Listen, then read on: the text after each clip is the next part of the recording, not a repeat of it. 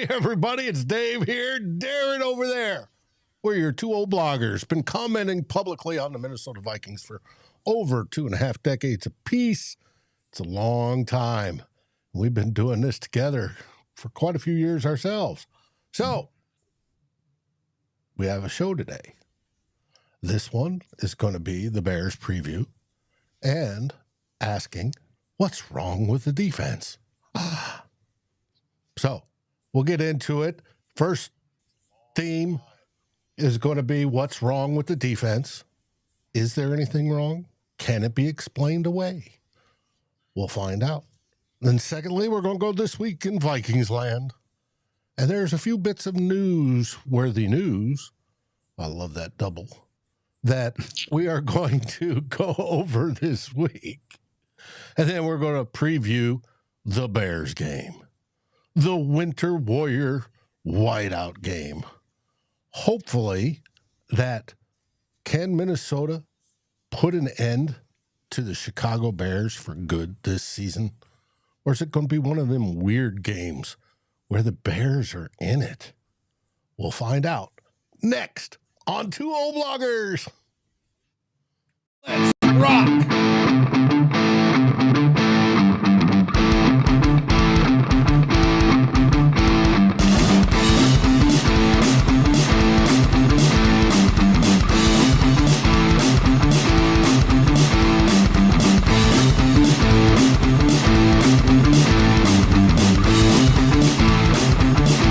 Vikings First and SKOL presents This Week in Vikings Land with Darren and Dave, your two old bloggers.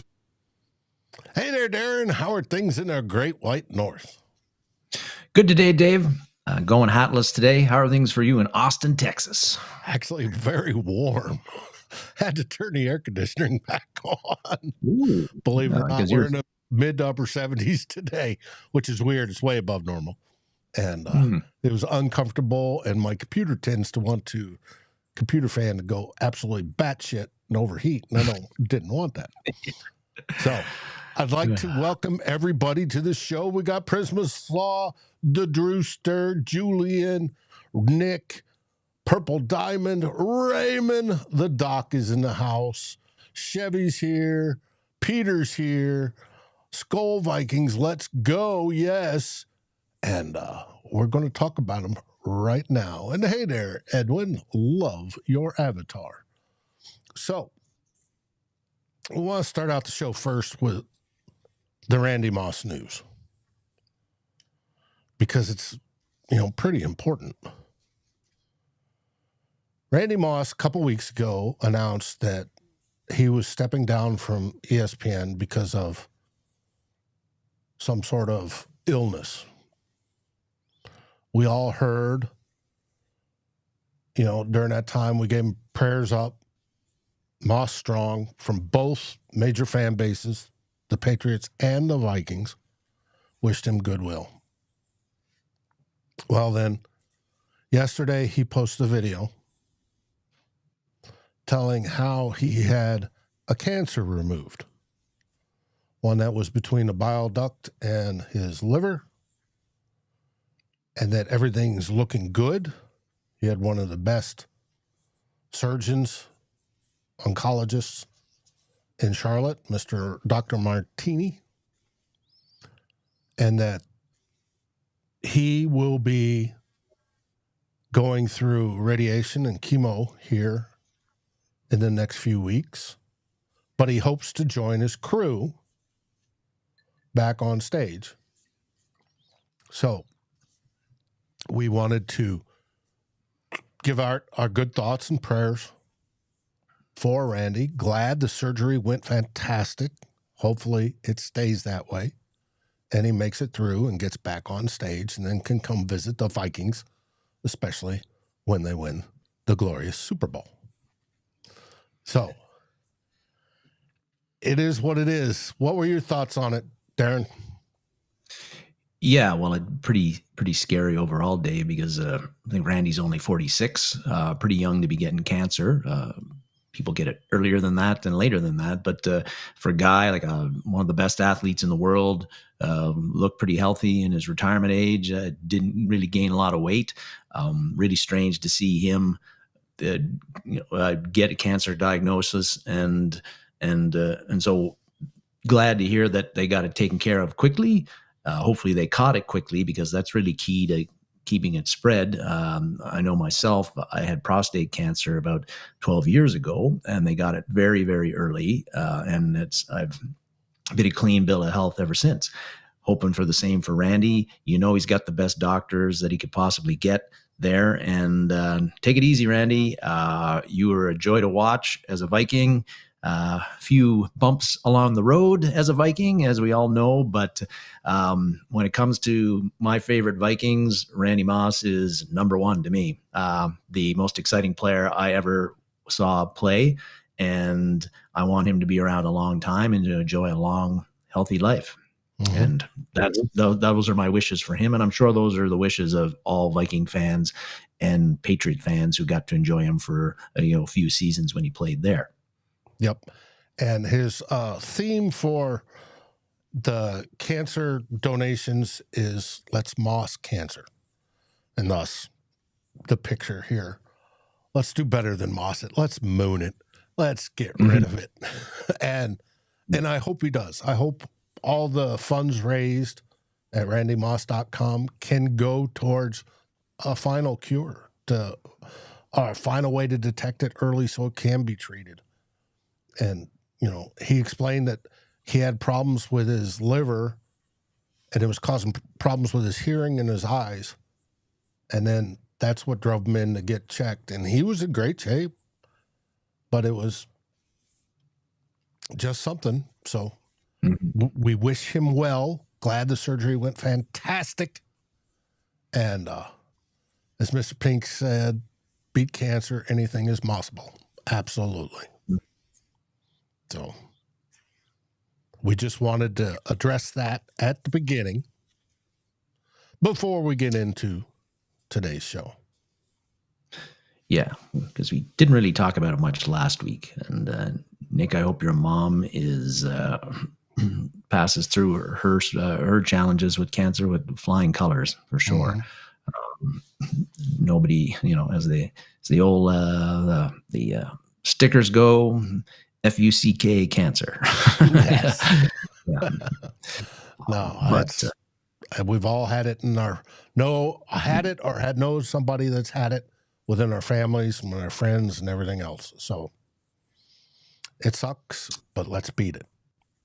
Yes. Now, speaking of beating it, let's go to game one.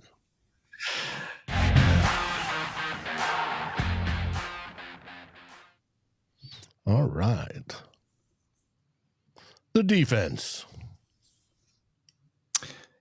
Yeah, Dave, we're all been really happy with how this defense has played this year overall, I would say, and what Brian Flores has been able to do in the 2 years that he's been defensive coordinator of this unit. The defense is a big reason why the Vikings are 11-2 right now. But lately, at least to me, looking at things don't feel the same, look the same with the Vikings defense, particularly the last two games. They've given up 400 yards and over 400 yards in total offense the last two games against the Cardinals and the Falcons. The game before that against the Bears, even though it went into overtime, they gave up almost 400 total yards in offense, 398. So, that's concerning. DVOA still has them as the number one defense in the NFL, but they don't look like the number one defense in the NFL to me the past 2-3 games. And that's concerning. And what's even more concerning is that the run defense, which has been so stingy all year, passing wise, we've given up a lot of passing yards all season as a defense, pretty much in most games. It hasn't really bit us too much because we really stiffen in the red zone and we've gotten a lot of interceptions. That's been kind of a key thing. I know, but run defense, see it because it's tiny, but we're number one overall according to this, and I just pulled this up yesterday. We are number two. Ranked 2 against the rush and number 3 against the pass. We've given up the 29th most passing yards total this year. But again, we've been in the lead a lot, and our offensive drives have been kind of short. So that there's been a lot of offensive plays by the other team. But the run defense, which has been just solid gold all year, last 2 games, we've kind of got lit up a bit. Gave up 154 total rushing yards to the Arizona Cardinals. Now, over 40 of that was to Kyler Murray on not designed scrambles, kind of jailbreak plays. So a little bit different than your standard running plays, but still 154, not great. And then last week, and in the 154 was a season high. Well, last week the Cardinals got 158 rushing yards total, and we know Kirk was not responsible for any of that. So it was all Bijan Robinson and Tyler Algier, and that now is the season high that the Vikings have given up. Not great news, because we've got 2 of the better rushing teams coming up in the next 4 games, with the Packers and the Detroit Lions to close out the season, and then into the playoffs if the Vikings get there. Not only would the Lions and the Packers, the Packers haven't clinched a playoff spot yet, but they're likely going to get in, unfortunately. But along with those 2, it looks like Philly's going to make is almost a lock to make the playoffs and win the division. They're the number 1 rushing team in the NFL right now as far as total yardage is given. Washington looks like they're going to make the playoffs. They're number 3 in total rushing yards. And even the Tampa Bay Bucks, who are leading the NFC South right now, are number 8 in total rushing yards this year. So that's 5 teams, along with the Vikings, that look like they're going to make the playoffs. And those 5 have really strong rushing attacks. So it's not great that the Vikings rushing defense seems to have slumped a bit, particularly on the run side of the things lately, considering the quality of teams and rushing attacks that they might face in the playoffs if they make it. So you kind of, it makes you wonder again. The theme, the title of the theme was "What's Wrong with the Vikings Defense?" Well, they're still number 1 in DVOA. They're still number 6 in points given up. Is anything really wrong with the defense, or was it just a 2-game lull? I think there is something wrong. And I'm going to throw out a few theories on this. Again, this defense does not look as aggressive and as effective as it did early in the season. That's completely subjective on my part, though. But Aaron Schatz said at the beginning of the season, the first 5 games, this was a generational defense. It was that good. It was one of the top. It since has fallen off to just be a very good defense and number 1 in the league, but just very good, and not the generational 85 Bears, the Ravens, that sort of stuff that it started out to be. Now, why do you think that is? Well, one, I think, is like right now, Ivan Pace is not playing. I know he's only been out 2 games, but he's going to be out, another, probably the rest of the regular season, I think, even though he'd be eligible to come back for the Detroit game. But I don't know if the Vikings will use him until the playoffs start, assuming we make it. But I think Pace is a big loss, just like Blake Cashman was a big loss earlier in the year, because of Pace's ability and effectiveness as a blitzer in on pass plays. He's one of the best blitzing linebackers in the NFL and very effective at that. And also on the run, he is a heat-seeking missile that comes at you downhill and is looking to lay the snot on you or the blocker who is in the way, who is in his way. The Vikings, without Pace the last 2 games, the Vikings have, Flores is mostly used. He hasn't used Camus Grugier-Hill much at all as his replacement. He's really gone to Josh Metellus, the do-it-all safety, is taking, I think, kind of playing that hybrid linebacker role. And I love Josh Metellus and what he does for the Vikings and the way he can, the multifaceted type of play that he has. But he's also listed about 20 pounds lighter than Ivan Pace. So in the run defense, he just doesn't quite bring the pop or the mass that Ivan Pace would on running plays and taking on blockers and taking down running backs. So I think you're losing a bit on the run defense there in the run fills. And then you're also losing it on the pass stuff because, again, Metellus is an effective blitzer, but not as effective as Ivan Pace is coming from the linebacker position. So the Vikings are losing it in two ways here with Pace being out, even though Metellus is a very good player. They're losing a bit on the run defense, and they're losing a bit of effectiveness on the blitzes, which is allowing the quarterbacks to have a bit more time on some plays and, potentially complete more passes and make more big plays. So I think Ivan Pace has been a big loss and something that is really impacted this defense the past two games that he's been out. Another and theory Ivan that Pace is not a big guy. He's actually small. And to say Metellus is 20 pounds less, that you're taking an even bigger hit that way. Mm-hmm. Mm-hmm. True. So, I think Pace has been a big loss. Another thing that I think is impacting the Vikings defense is that it is an older unit, and it's relying on a lot of those older players to play significant snaps this year. And older units, the Vikings defense has been on the field a lot. They've been on the field 9th most plays this year as a defense. And that's a lot considering the Vikings have played with a lead a lot of the time and are 11-2. You would think that the defenses, and they've been an effective defense for much of the year. So you would think that they actually wouldn't be on the field as much as that.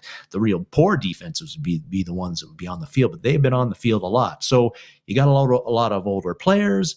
It's an old defense compared to a lot of NFL defenses. So you got older players playing a lot. That takes its toll. More hits, more snaps, and some of them are probably playing injured, like a lot of guys are this year.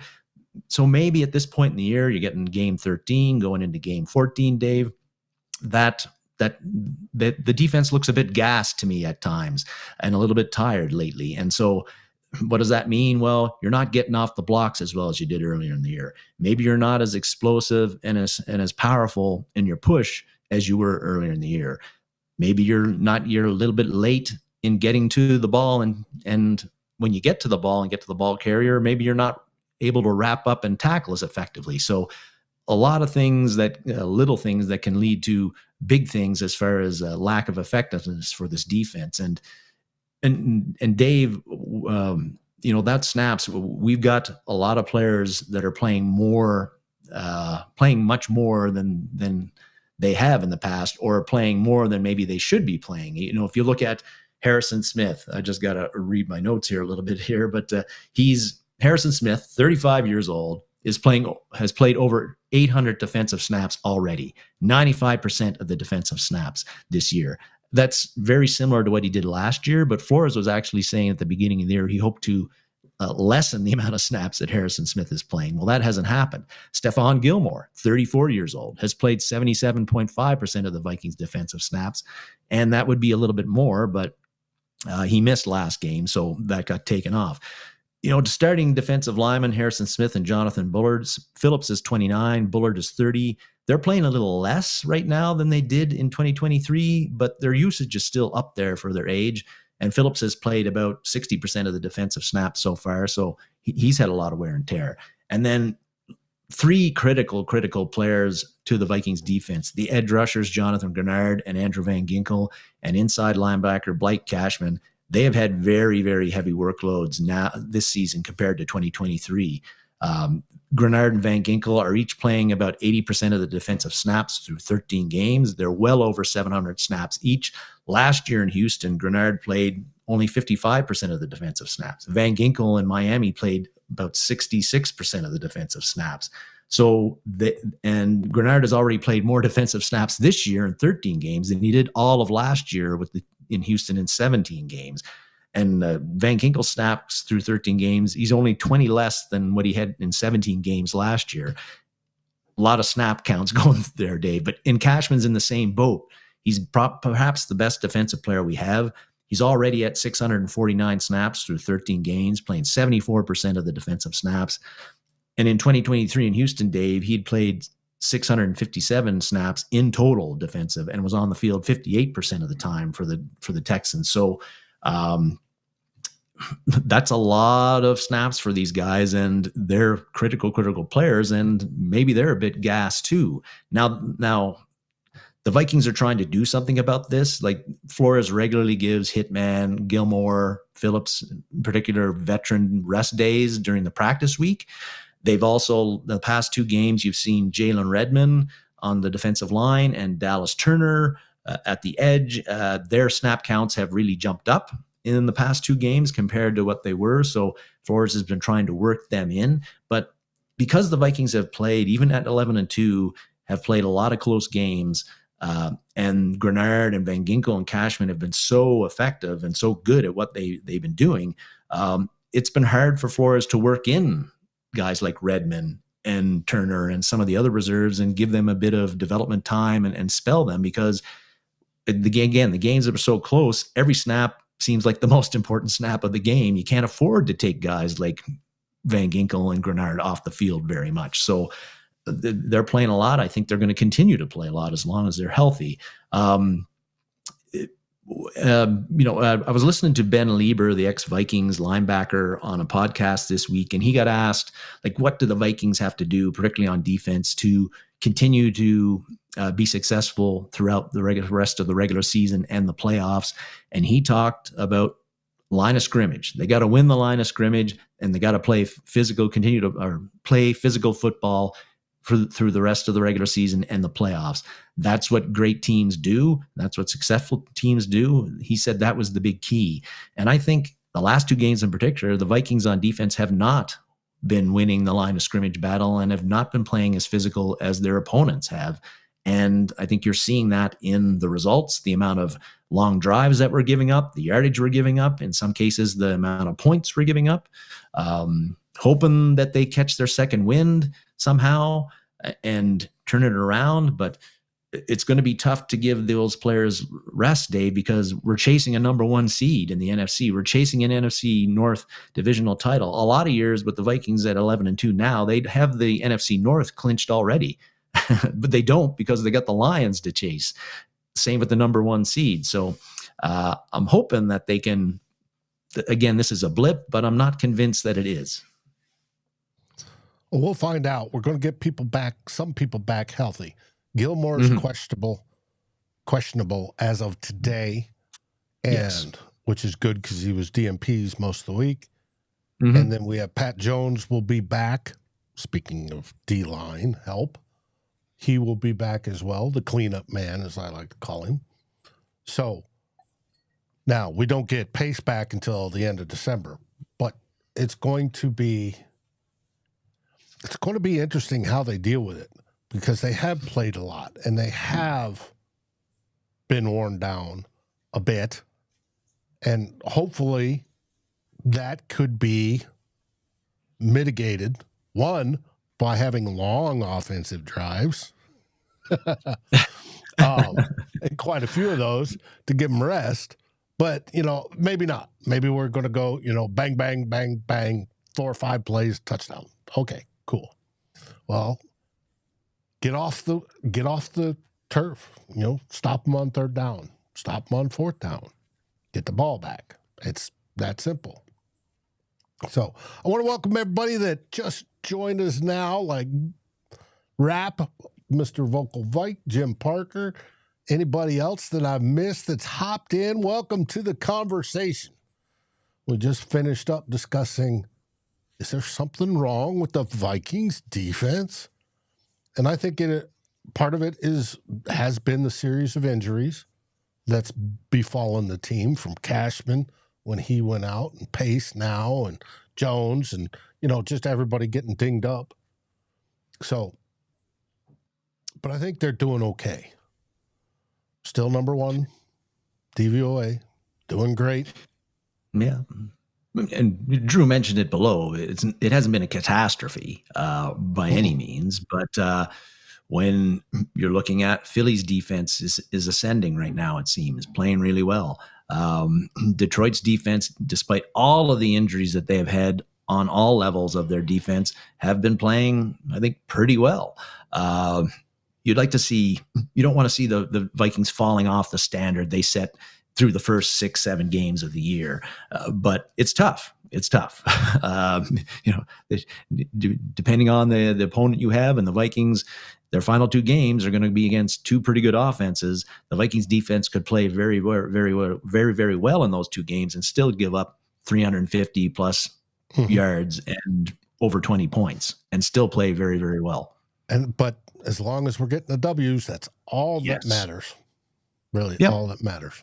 So, and I think the good thing and what might help the defense, like you say, Dave, is I think the offense actually is really starting to hit its stride and getting to be that offense we kind of pictured at the beginning of the season, where you got Jefferson, Addison, lethal 1-2 punch in the passing game with Hawk thrown in, and the running game being effective enough that you can't ignore it.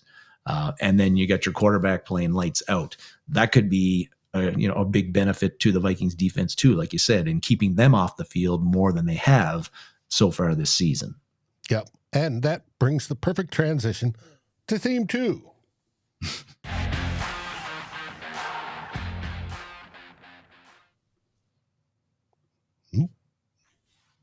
And here we go. Hit the right button, Dave. All right. Every week. All right. This week in Vikings land. Yep. Yes, speaking of a hot quarterback. This is going to be a Darnold heavy segment, folks. I want to talk about the topic du jour in Minnesota, in Vikings land this week that came off of Darnold. It's been heating up the past couple of weeks, but it came off of Darnold throwing the pill and throwing for 5 touchdowns last week and just looking lights out. Is that what are the Vikings going to do with Sam Darnold in 2025? Now, after that game, of course, again, like the topic du jour, you and Tyler got into it on the Real Forno show at the beginning of the week. NFL Network did, First Take did, every Vikings podcaster and beat writer got into it. And so we're not going to go into depth about that, but I do want to give a hat tip to our Jonas Stark, who at the 2-minute, at the post-game show. 2-minute warning. 2-minute warning. And the post-game show last week, he brought up, and the first time I'd heard of it, that he was in favor of the Vikings franchise tagging Darnold and then trading him after to get something for him rather than letting him walk. And, a few weeks ago, I went on record saying that, as well as Darnold's playing, the Vikings play here is to let him sign somewhere else and hand over the keys to J.J. McCarthy. I have not changed in that opinion, even though Darnold threw 5 TDs last week. But I got to say that Jonas's bringing that up, I am really warming to that idea because, yes, if you could find a way to, sure, if we let Darnold sign in free agency, we potentially could get a 3rd-round compensation pick for him. But that's only potentially. Depending on what we would do, I don't know if it's guaranteed, Dave.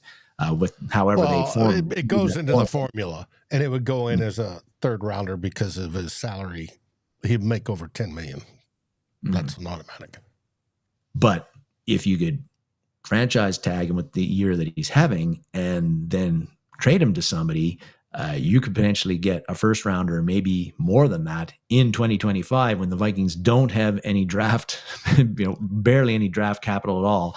That would be a pretty good business by the Vikings as well. But, just want to give it up to Jonas because he was all over that from the get-go, and then you started seeing everybody else bring that up after he did. So hat tip to Jonas. But I guess my point in bringing this all up, Dave, is that,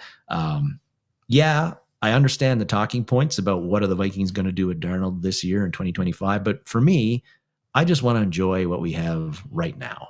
A quarterback who's playing like a top 5 quarterback in the NFL. And the Vikings are rolling. Like, yes, there's a decision to be made after the season, but let's worry about that at the end of the season. Like right now, myself and Viking fans, all we should be worried about is the now and how well Darnold is playing. And we got to be stoked about how he's been playing. And that is my focus. I think that should be everybody's focus. Let's see how far we can ride this in what has been with Darnold playing better than I could have personally, better than I could have possibly thought he was going to play, and leading us to what has been a special season so far. Keep it rolling. Let's see how far it goes. Hopefully, it ends up in a Super Bowl ring at the end of it, and then after that, the Vikings will do what they're going to do, and we'll get to debate it, whether it was the good move, the bad move. We're okay with it, not okay with it at that point in time. For now, let's go Sammy Darts, which is a great nickname that Drew came up with this week. And I think I'm going to keep on using it. Well, and it is a great nickname, Drew. Thanks. I was listening to Purple Insider, and he had Lindsey Rhodes from Sumer Sports on. And they were talking about all this. Should they tag him? Should they do this? Should they do that? Should they give him an extension? Yada, yada, blah, blah, blah. And I think Lindsey came up with the best idea ever, because as Tyler and I discussed, if you tag him, you're suddenly possibly making things not look as rosy in Minnesota because they're player friendly. And suddenly you're going against, or possibly going against, the wishes of a player. Thank you, Biggs, for the $4.99. And he says, if you don't think JJ is a sure thing, why wouldn't you extend Darnold? And that's a possibility. We're going to wait to the end of the season, and I think the club has basically stated that. We're going to wait to the end of the season, see how things work out. But Lindsey's deal is, rather than involuntarily tag him or, do an extension or whatever that could bust up team chemistry, because we don't know how the locker room views it.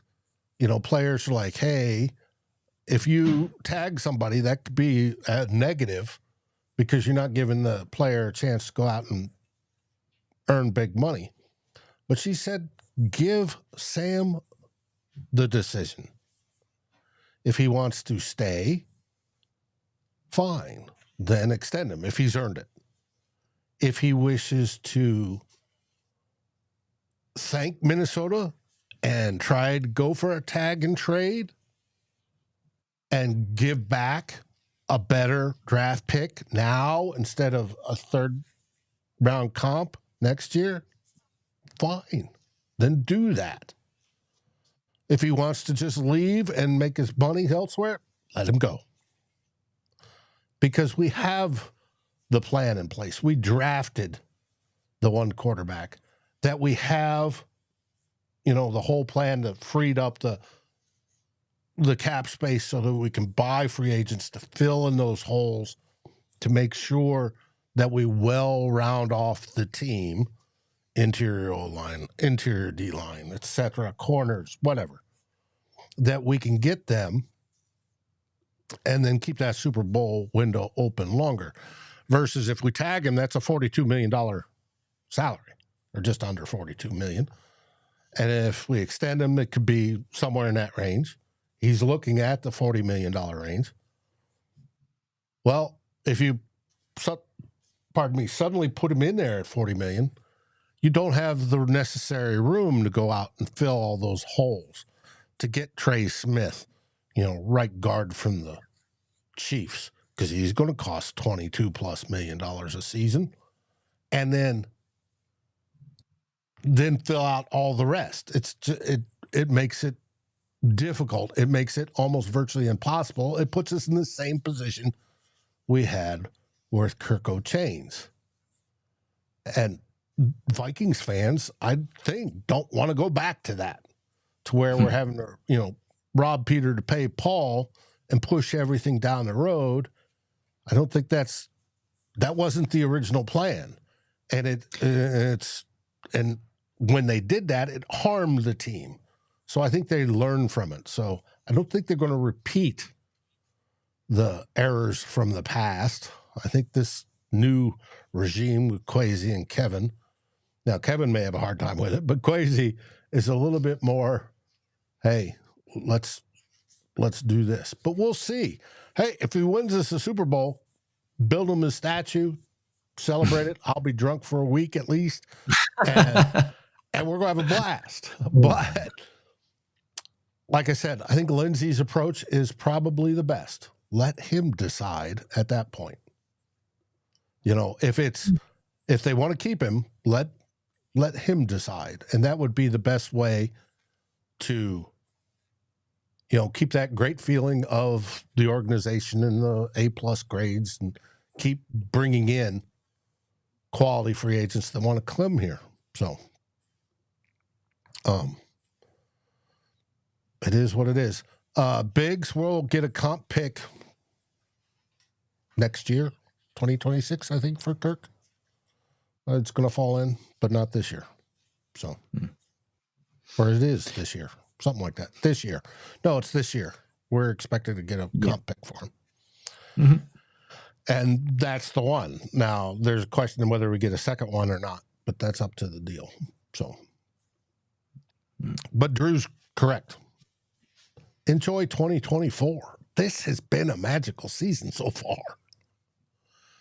You know, and it doesn't seem to have that luck factor, the horseshoe around the neck like 2017 did. No. It's a totally different feel. So let's enjoy it. We weren't supposed to be here. We were supposed to be 6.5 wins, remember? Yeah, we're about 4 or 5 wins over expectation right now. Right now, with 4 games to go. Yep. So, well, continuing with the Sam Darnold theme. Yeah, well, talking about fun and special, but by the way, this line that you're about to get into, I found fascinating. I didn't even think about it. And it's something that you have not heard elsewhere. Just warning our viewers, this is new. This is Darren. Football genius here. But like, I think just thinking about how watching what Darnold did against the Falcons on last Sunday, flinging the ball 40, 50 yards in the air on the regular. He's been doing this all year, Dave. And it just, it's just so much fun to watch. That kind of deep passing attack. Again, they've been doing it since game 1 against the Giants. Like he hit that dart to Justin Jefferson up the left sideline for 40 some yards, and they just kept on going. And it's something, it's watching Darnold and the Vikings do this game after game after game, throwing 30 yards downfield, 40, 50, even the ones that are like the 18 and 20 yard dagger routes that they run on the regular. It's just jarring to watch almost, because we're not used to seeing this consistently in the NFL anymore. With the West Coast offense has become such the dominant way to run an offense in the NFL for 30 years, where you don't throw deep a whole lot. You try to hit guys short and in the intermediate, and then depend on yards after the catch to turn a good positive gain into a big explosive game. That's the way offenses run. The wide receiver screens, get the blockers out. That sort of short passing game, that is just the dominant way it's run. And the Vikings are not running an offense, passing offense like that this year. And because they're not, they've been compared to the 1998 Minnesota Vikings under Randall Cunningham, and with Randy Moss and Chris Carter and Jake Reed and 3 deep. And those comparisons are not off either, because in the 1998 Minnesota Vikings, Randall Cunningham tied for the league lead with 55 throws of 20 plus yards or more that season. He was tied with Steve Young of the 49ers with that. Well, this year, Sam Darnold leads the NFL currently 52 throws of 20 plus yards or more. And in that season also, Cunningham led the NFL with 19 throws of 40 plus yards or more. Well, Darnold's already got 10 of those. I don't think he's going to catch Randall Cunningham, but he does have 4 games left. Darnold has 10 of those so far through 13 games. So this has been like just a big, deep passing attack that we just don't see in the NFL anymore. And it's so much fun to watch, because the deep bomb, the big deep passing play, is one of the most exciting plays in the NFL. And the 2024 Vikings are the best in the NFL at it. And The 1998 Minnesota Vikings were the best in the NFL at it. So, I just wanted to bring that out there. I've been thinking about this for pretty much all season with the way Sammy Darts just keeps on slinging the ball down the field with no fear. And he's actually passing up open, good, solid completions a lot of time to go deep to Justin Jefferson and Jordan Addison and whoever. And it's working and it's effective because we're averaging 26.1 points per game, which is 9th in the NFL, and getting better and better at it. And it's such a joy to watch how they're operating this and so much fun. And I just wanted to bring it up. I found it was fascinating that, you talk about 98 and bringing Randall back into it, and how he did it with the 3 deep guys. And sorry, I did the graphic. I just forgot to post it, and I pulled it in there late. But it is so much better,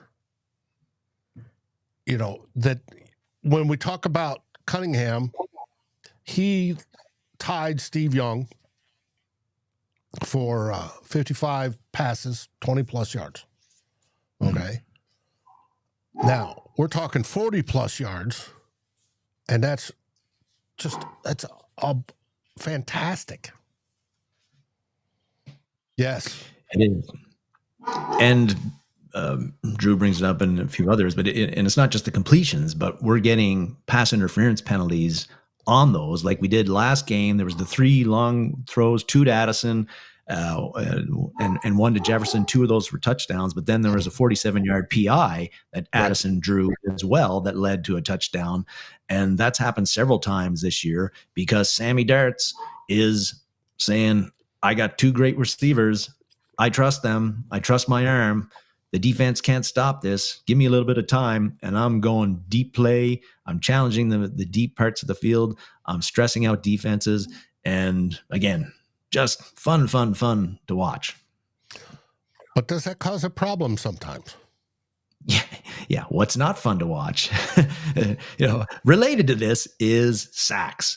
Want to talk about the amount of sacks that Sam Darnold is taking this season, which is a bit concerning. Right now, sorry about my dog barking his head off. Wish my family would get in there on that and stop him. But anyway. There's probably a polar bear out in the front yard. No, it's like a piece of paper that is blown across the door or something. But Darnold has given up 40, or not given up, but he's taken 40 sacks through 13 games so far, and a 9.39 sack percentage so far. That's very, very high numbers, especially when you consider that the Vikings are only throwing 24% or they're 24th in pass attempts this year in the NFL. That's not very much. Now, part of that is that it's just when we talked about this last week, but ever since Kevin O'Connell got here, Viking quarterbacks have got sacked a lot. I think in 2022, Cousins was sacked 44 times. Last year, with between the 4 quarterbacks, we gave up 47 sacks. This year, Darnold is on a pace to be sacked 52 times, which would be the most since 2014, when Bridgewater, we had Teddy Bridgewater, Matt Castle, and Christian Ponder all combined to be sacked 51 times. So we're on pace to give up a lot of sacks. And part of that is just because, like we were talking about before, a lot of it is the amount of time that we're hunting a lot of deep routes. So those routes take time, which gives the defensive line and linebackers who's ever rushing the passer more time to get to Darnold. It hasn't always been a case. The sacks aren't, and a lot of times, a case of poor pass blocking by the Vikings offensive line, although that has happened in some cases. It's a function of the amount of time that it's taking Darnold to get rid of the ball because he's going deep a lot of the time. So we're going to have to live with that. We like the way that defense is, or way that offense is operating. We just talked about how exciting it is. There's going to have to be a bit of that when you got a quarterback holding onto the ball as long as Darnold has. But those are an issue. The sacks are an issue because they have been drive killers for the Vikings. I saw a stat a few weeks ago, which I don't think applies anymore because the Vikings did break it. But at one point, the Vikings had not scored a touchdown on any drive where Darnold had been sacked. I think they broke that 2 or 3 games ago. They did get a touchdown after he'd been sacked, but that's pretty significant when a sack is either causing you to punt the ball or turning what could be 7 points into 3 points. So could the Vikings improve a little bit? Well, maybe against the Falcons, that did happen. And I was really annoyed in the Falcons game when the Falcons, who have the worst pass rush in the NFL, sacked Darnold 5 times in that game. But Arif Hassan, in his post-game story on this, pointed out something. He said, in the second half, the Vikings kind of shortened things up a bit. Darnold's average time to throw on dropbacks was 2.93 seconds in the second half. In the first half, it was 3.36 seconds. So maybe not a big difference, but a difference. And lo and behold, 4 of the 5 sacks Darnold took were in the first half. So is that a coincidence there? Maybe the Vikings have finally hit on a happy medium of how much time Darnold can hold onto the ball while still hunting the deep, explosive pass plays that have made this offense so fun to watch in 2024. And if you remember the second half, the fact that Darnold was taking a little bit, not quite as long to get rid of the ball, it didn't impact the Vikings offense at all. They're actually better. They scored 28 points in the second half. They still hit on deep throws in the second half, but Darnold wasn't holding on to the ball as long as he had in the first half, and he only took 1 sack in that. So is this something that's sustainable or not? I think we're going to get to see Monday night against the Bears if the Vikings kind of continue that, where Darnold it's only a fraction or 2 of a second, but sometimes that's the difference between getting sacked or not, or getting the ball tipped or not. That was Arif in that image. It's one of his favorites. Looking like Macho Man. Yeah, and he's looking like Macho Man, but he's watching a nuclear detonation. Anyways, that's his humor. So, now I found this interesting, that the time to throw changed. The fact that, up until I think this last week or the week before, he hadn't scored if he'd been sacked. Now, Drew asks, are we more worried about the run defense or the O-line going forward? Now, the O-line, I'm worried about the run blocking on the O-line. The pass blocking's fair. They lose slowly. I hate that. But anyways, I think the run defense will come back together when everybody's healthy, and they're going to be healthy by the time we hit the playoffs. So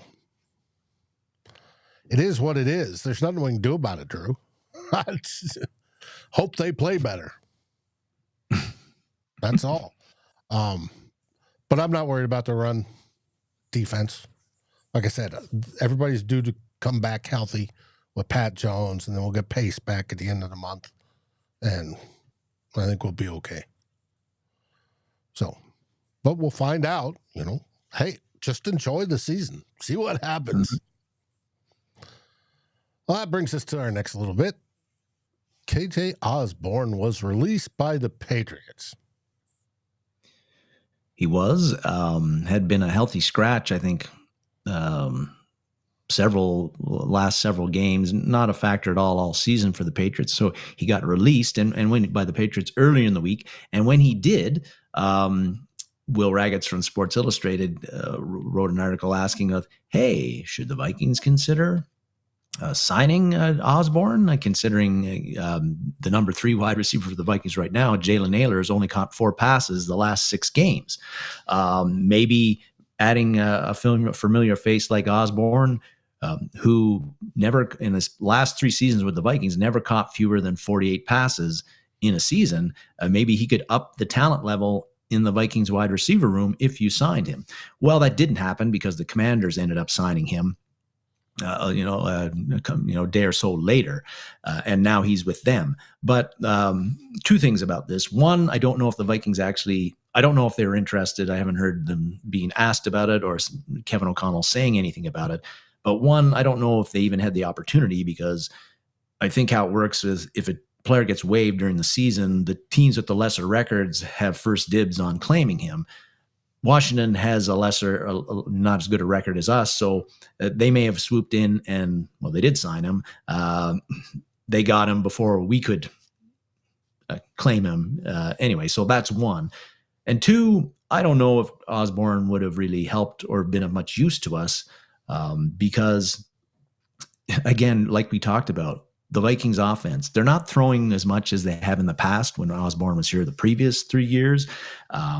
It's much more balanced with the run and the pass. And when they do pass, again, they're feeding a lot to Justin Jefferson for the most part, then to Jordan Addison with a little bit of TJ Hawkinson and Josh Oliver sprinkled in. I mean, you look at Hawkinson, since he got back 6 games ago, he has not been targeted nearly as much as he was the previous 2 years with the Vikings. Like there's been 4 of the 6 games, he's had 6 or fewer targets.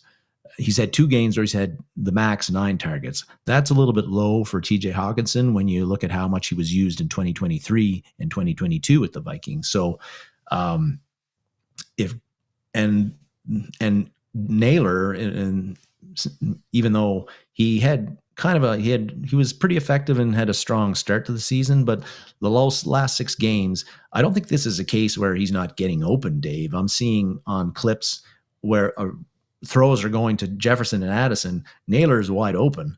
Now, he did have a couple of bad drops. He dropped what could have been a game clinching, put them away bomb, went right through his hands against the Titans a few weeks ago, and he dropped what probably would have been a touchdown pass around the 5-yard line against the Rams. And I don't know whether that has hurt Darnold's trust in him, but Darnold's just not getting the ball targeted like at all. He's getting like 2 targets per game the past 6 games, if that.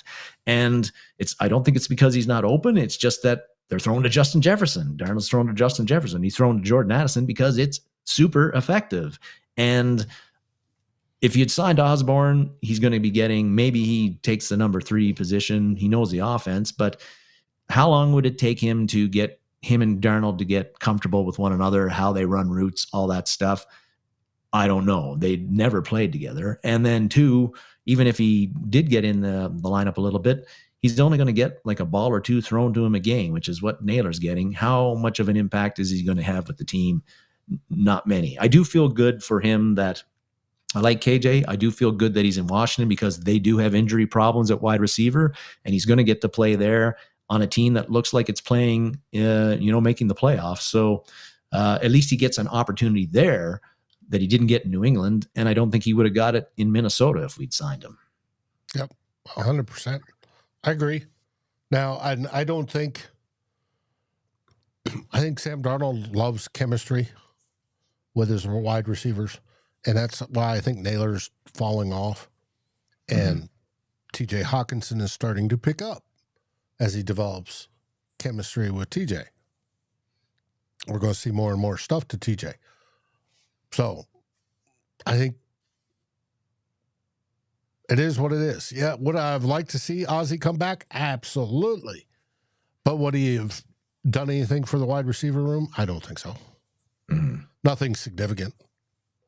He'd just be another wide receiver 3. Yeah, and if you had injuries there, then it's a different conversation, because he would get opportunity and might be able to help. But we got a pretty healthy wide receiver room now. That can always change game to game, but he's with Washington now. So, yeah, knock on wood indeed. But he's with Washington now, so we'll see what he does there. But all things being equal and staying the same with the wide receiver room, like you said, he would have had, 0.5% impact to this offense. Yeah, I don't think it'd be worth the extra money. So, and he would probably have cleared waivers before the Vikings would have had a chance at him. So, yeah, it is what it is. Well, that brings us to the end of Theme 2, and what comes next? Theme 3. Theme 3.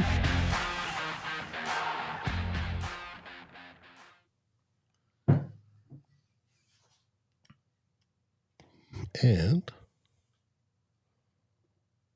he's trying to get those graphics up. Yeah. Then we get there. Oh, here we go. The game. The game. Winter whiteout game. Mm-hmm. Get to see those new uniforms and the new helmets, all white and silver and winter looking for the Vikings on Monday night when they take on the Bears. And normally, Dave, in these game previews, we get into like offense, defense, different matchups, what team can exploit, what can the Vikings exploit, what might their opponents exploit. Today, I think where these two teams are, Dave, and at this point in the season, I'm not going to go there because here's what we know. The Bears are 4-9. They've lost 7 straight. They fired their head coach, Matt Eberflus, 2 weeks ago, replaced him with Thomas Brown, the offensive coordinator. They are 0-6 on the road this season. And they just coming off probably one of their worst performances of the season, getting shellacked by the San Francisco 49ers, 38-13 on the road. And the 49ers didn't have Christian McCaffrey. They didn't have Trent Williams. They didn't have Brandon Ayuk. They didn't have Dre Greenlaw yet. They didn't have Nick Bosa. And despite losing all those superstars and not having them against the Bears, they just put it to the Bears and spanked them badly. And if you watch the game, the Bears team, particularly on defense, showed no energy and enthusiasm or fight in the second half in particular. And probably you could say maybe midway through the second quarter. The game was over at the halftime when they were down 24-0. So what we know about the Vikings, they have won 6 straight. They are rolling right now. Their quarterback is playing as good as any quarterback in the NFL. Their wide receiver tandem of Justin Jefferson and Jordan Addison are rolling as well. And they're going to be playing in front of a U.S. Bank crowd that's going to be frothing at the mouth and very loud. And the Vikings are very motivated. They have a ton to play for. Again, they're fighting for the number 1 seed in the NFC. They're fighting for the NFC division title. If they win in this game, if it isn't clinched already by what happens tomorrow, if they win Monday, they clinch a playoff spot. They're in the playoff spot. So they got a lot to play for right now. And I'm not going to say that Chicago players are going to give up Monday night because they're professionals. They're not going to be happy with the way the season has gone so far. But this is a game that is ripe for the Vikings winning comfortably from the get-go. And that's how I feel how this should go. Now, having said that, Dave, there are a couple of ways that doesn't happen. And I think one is that, but it will happen, particularly if this guy, Sam Darnold, plays anywhere near how he's played the last 4 games. The Bears shouldn't have a chance in this one. But hey, we've seen Sam not play so well in a couple of games. If he makes some poor decisions throwing the ball and throws the ball, makes some poor decisions, throws a couple interceptions, or he's holding on to that ball way a little bit too long and he gets sacked and gives up a fumble that gets recovered by the Bears defense, or Aaron Jones gets back to fumbleitis, coughs up the ball maybe 1 or 2 times that the Bears recover. That tilts the field and towards the Bears more, or makes it more even in this game. That's how they can come and steal this game and beat the Vikings on the road when they haven't beaten anybody on the road this season. And also the Vikings, if they play for once this season, if they are committing more penalties than their opponent is committing, that's also another field tilter for the Bears. The Vikings have pretty much not they've very rarely been heavily penalized this season, and that's a credit to Kevin O'Connell and the whole coaching staff in making this team a very disciplined team. But that's another thing where if that just happens Monday night for whatever reason, that gives the Bears a chance. Because the Bears do have talent, Dave. We know that. They got DJ Moore. They got Cole Kmet. They've got Monte, they've got Rome Odunze. They've got Keenan Allen, who has been off and on this year, but he was effective against the Vikings in their one game. They got Jalen Johnson. They got Montez Sweat. So they do have talent. But the way they've been trending this past few games, this, again, should not be a difficult game for the Vikings. But I feel that, like all these games, Dave, when you've got one team with a very superior record to the other team, whether it's on home or away, the team that's got the superior record, it's important for them to start strong from the get-go, because, get that 10-0 lead in the first quarter or 14-3 lead going into the first quarter or into the second quarter. Destroy the Bears' belief that they can compete in this game from the get-go, because Caleb Williams, he's a guy who can make big plays. He can make off-platform throws on situations where you're like, how did that guy do that? He's a very good scrambler, and he hurt us with his legs in the game against Chicago. So the more they're closer, the more you give the Bears belief that they can play by keeping it close.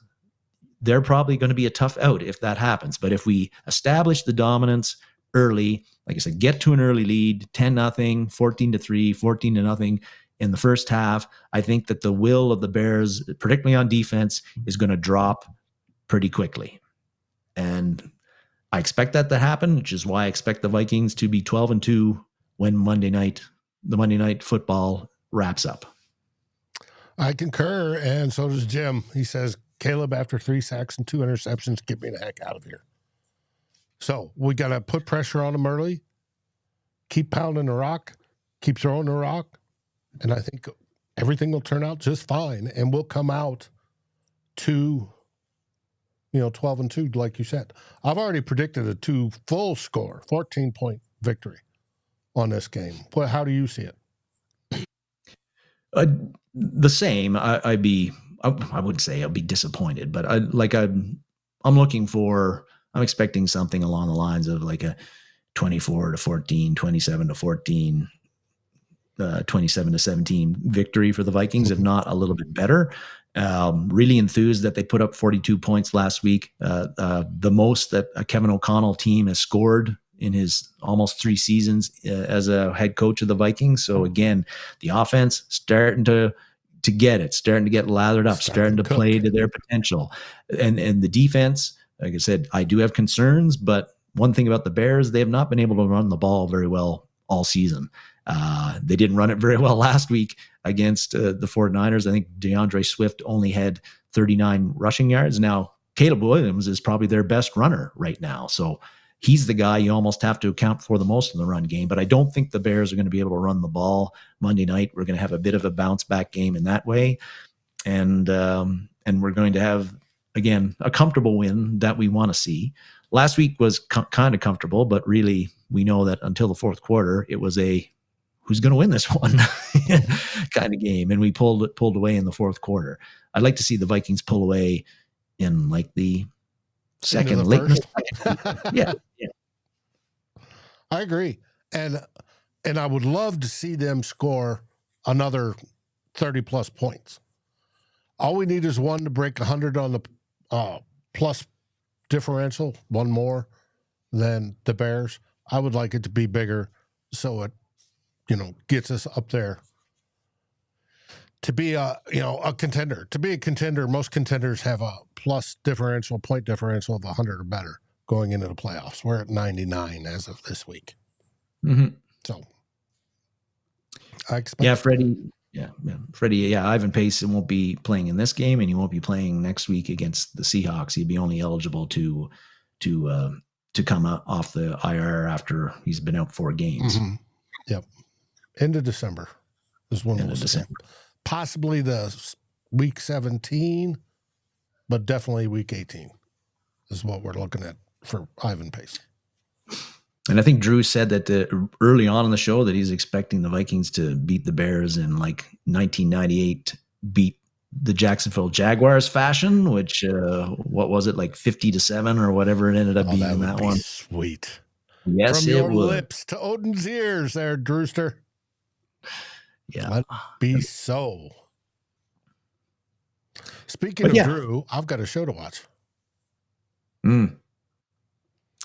Vikings report with Drew, Ted, and Chris. Yep, indeed. But yeah, that's how I see it. No, like, how is Justin Jefferson going to do against Jalen Johnson, or how the Bears going to defend him, and blah, blah, blah, blah, blah. Just the way these two teams are going, it's hard to see how the Vikings can't win this one comfortably. And the stadium's going to be rocking. Yep. And that's a factor too. Pumped up. It's the winter whiteout. They're debuting the new Winter Warrior uniforms. Got all the fake snow, the music. It's, Zeppelin's going to play. It's just going to be fantastic. Mm-hmm. We're going to be pumped up.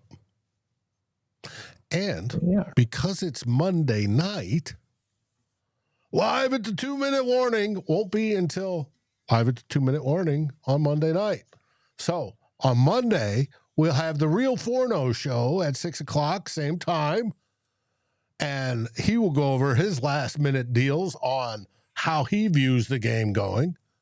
And we'll roll into the game. So you can watch the beginning and watch the end of the game with us live and react. So it's going to be a blast this weekend. And tomorrow, stress-free football. I love it. And we get to watch. But still, very interesting games with implications on the Vikings playoff position to enjoy. Yeah, we got to root for the Bills for definite sure against the Lions. And also the Seahawks. FTP. Need to, if the Seahawks lose or tie, then the Vikings also clinch. Yeah, but I'm not worried about that. I'd FTP. Yeah. Fuck the Packers. I want them to lose some more. Lose. But that's Dave. You can root for him if you want, but I just can't do it. Makes me ill. Yeah. No, I won't be rooting for them either. But them's just the facts. It's a win-win game for us, no matter what. Yeah. Mm-hmm. So, with that, any last words, everybody? No, sir.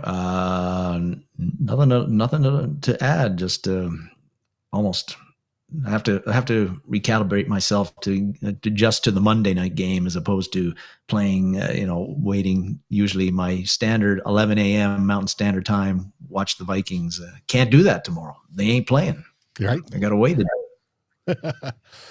All right. What do we say? We say SKOL Vikings, baby. Thanks for watching. Beat the Bears. SKOL Vikings.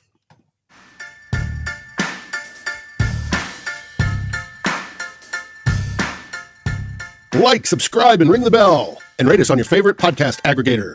Darren and Dave, thank you for watching this episode of Two Old Bloggers. We look forward to seeing you on every show on the new Vikings First and SKOL. You can find our podcasts as part of the Fans First Sports Network. Sports takes for the fan, from the fan. SKOL, everybody!